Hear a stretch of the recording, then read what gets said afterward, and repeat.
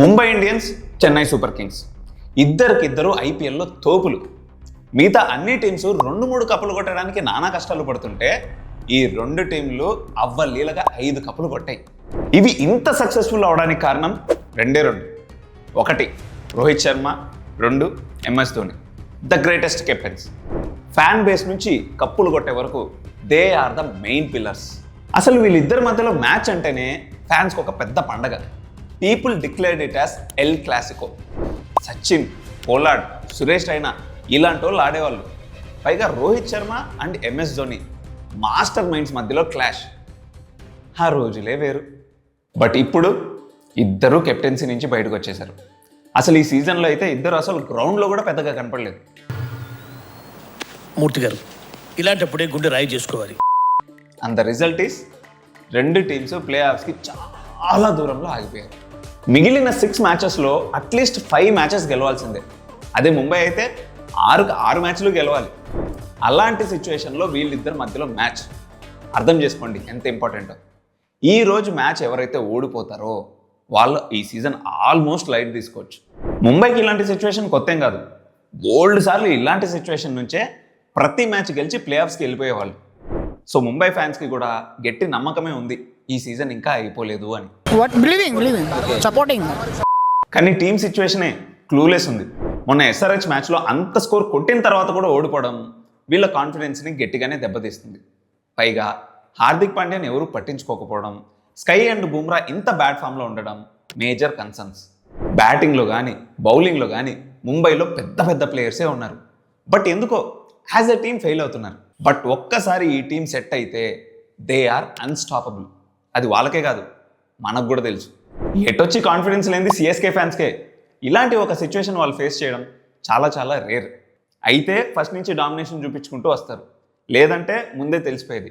But ఈసారే ఒక match బాగా గెలుస్తుంటే ఇంకో మ్యాచ్ ఈజీగా దొరికిపోతున్నారు. ఏం హాలత్ అయిపోయింది. సో ఇలాంటి సిచ్యువేషన్ వాళ్ళకు ఒక అగ్ని పరీక్ష. ధోని కూడా ఆడే ఛాన్సెస్ లేకపోవడంతో అటు టీము ఇటు ఫ్యాన్స్ ఒక గట్టి నమ్మకం పెట్టుకోలేకపోతున్నారు. సంజు శాంసన్ వీలైనప్పుడల్లా కాపాడుతున్నాడు. బట్ రుతురాజ్ గైక్వాడ్ మాత్రం ఈసారి ఘోరంగా దొరికిపోయాడు. బట్ ఈ సీజన్లో లాస్ట్ మ్యాచ్లో ముంబైని 103 రన్స్తో ఓడిపించడం CSKకి ఒక చిన్న హోప్ని అయితే ఇస్తుంది. బట్ ముంబై అంత ఈజీగా వదిలిపెట్టదు. ఈ రోజు మ్యాచ్ గెలవడానికి గట్టిగానే రెడీ అయి ఉంటుంది. ఆ టెన్షన్ నాకు ఉంది. బట్ ఈ రోజు మ్యాచ్లో మొత్తానికి మెయిన్ పాయింట్ ఏంటంటే ఈ రోజు ఎవరైతే ఓడిపోతారో వాళ్ళు ప్లే ఆఫ్స్ మీద ఆశలు వదులుకోవాల్సిందే. ఈ సీజన్ లైట్ తీసుకోవాల్సిందే. అది ఎవరు అనేది ఇంకొన్ని గంటల్లో తెలిసిపోతుంది. టీమ్ కాంబినేషన్స్ చూసుకునే ముందు ఒకసారి లాస్ట్ 2 మ్యాచ్ల గురించి మాట్లాడుకుందాం. RCB వర్సెస్ GT మ్యాచ్లో GT ఈజీగా గెలిచేసింది. అసలు టాప్ ఫామ్లో ఉన్న RCB మీద GT ఇంత ఈజీగా విక్టరీ సాధిస్తుందని మనమే కాదు వాళ్ళు కూడా అనుకుని ఉండరు. నువ్వేంటి, నేనే అనుకోలేదు.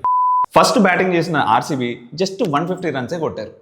విరాట్ కోహ్లీ అండ్ దేవదత్ పడిక్కల్ కొద్దిసేపు ఎంటర్టైన్ చేశారు, కానీ ఆ తర్వాత ఎవ్వరూ నిలబడలేకపోయారు. స్టార్టింగ్లో చాలా డేంజరస్గా కనిపించిన రజత్ పటిదార్ ఇప్పుడు అదే ఫామ్ని కంటిన్యూ చేయలేకపోతున్నాడు. జేసన్ హోల్డర్ పట్టుకున్న క్యాచ్ అయితే పెద్ద కాంట్రవర్సీయే కాదు, మ్యాచ్లో పెద్ద టర్నింగ్ పాయింట్ కూడా.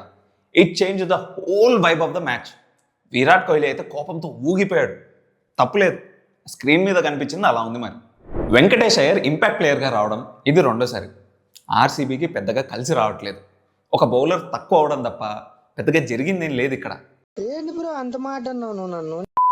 SRHకి లైమ్ లివింగ్స్టోన్, RCBకి వెంకటేష్ అయ్యర్ సరిపోయారు ఇద్దరును. సరే, లాస్ట్ మ్యాచ్లో DCని 75కే ఆల్అౌట్ చేశారు కదా. ఈ మ్యాచ్లో కూడా బౌలర్స్ అదే పర్ఫార్మెన్స్ కంటిన్యూ చేస్తారేమో అనుకుంటే హేజల్వుడ్ దొరికేశాడు. 4 ఓవర్స్లో 56 రన్స్ ఇచ్చాడు. అక్కడే అయిపోయింది మ్యాచ్. భువనేశ్వర్ కుమార్ ఎఫర్ట్స్ అన్నీ వేస్ట్ అయిపోయినాయి. Shubman Gill and Jos Buttler సగం మ్యాచ్ గెలిపించేశారు. అండ్ ఎన్నో రోజుల తర్వాత లాస్ట్లో వచ్చిన రాహుల్ తెవాటియా కొద్దిగా ఇంపాక్ట్ చూపించాడు. సో మొత్తానికి GT 5th పొజిషన్లో హాయిగా కూర్చుంది, which is good for now. ఇక నిన్నటి మ్యాచ్లో DC RRకి పెద్ద షాకే ఇచ్చింది. పంజాబ్నే కొట్టి ఊపు మీద ఉన్న RR DC చేతిలో మాత్రం ఓడిపోయింది.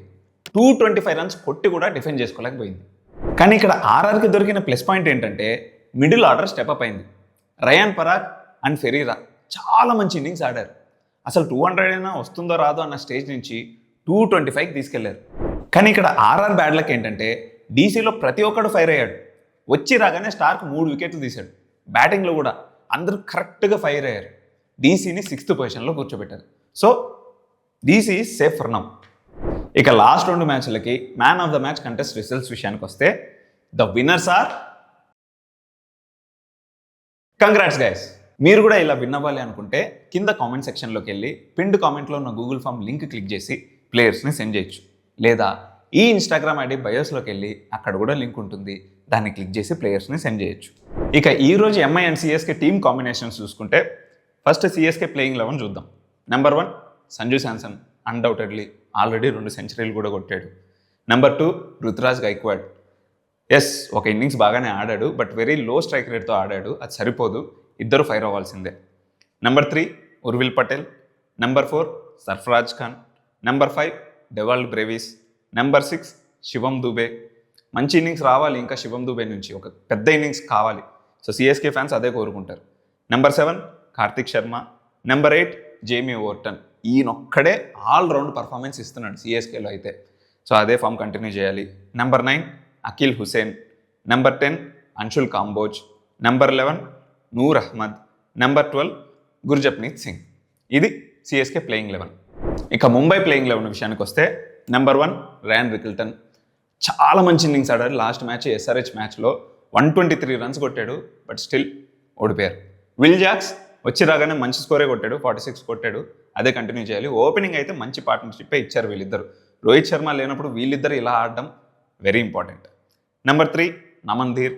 నెంబర్ 4 సూర్యకుమార్ యాదవ్. అప్పుడు ఎప్పుడో స్టార్టింగ్లో ఒక హాఫ్ సెంచరీ కొట్టాడు, ఆ తర్వాత అస్సలు ఎఫెక్ట్ చూపించట్లేదు. సూర్యకుమార్ యాదవ్ బ్యాడ్ ఫామ్లో ఉన్నట్లే, ఆయన స్టెప్ అప్ అవ్వాల్సిందే. నెంబర్ 5 తిలక్ వర్మ. మధ్యలో ఒక మంచి సెంచరీ కొట్టాడు, బట్ మిగతా అంతా పెద్ద ఇంపాక్ట్ చూపించలేకపోయాడు. ఈరోజు ఇంకొక మంచి స్కోర్ రావాల్సిందే. నెంబర్ 6 హార్దిక్ పాండ్యా.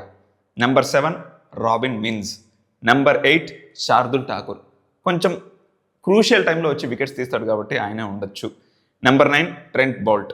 నెంబర్ 10 ఘజన్ఫర్, మంచిగా వికెట్లు తీస్తున్నాడు. నెంబర్ 11 జస్ప్రీత్ బుమ్రా. సో ఈ నుంచి ఇంకా చాలా ఎక్స్పెక్ట్ చేస్తుంది ఎంఐ టీమ్ కానీ ఫ్యాన్స్ కానీ, ఈరోజు అది చూడొచ్చేమో. And number 12 Ashwani Kumar. ఇది Mumbai playing 11. So that's it for the day.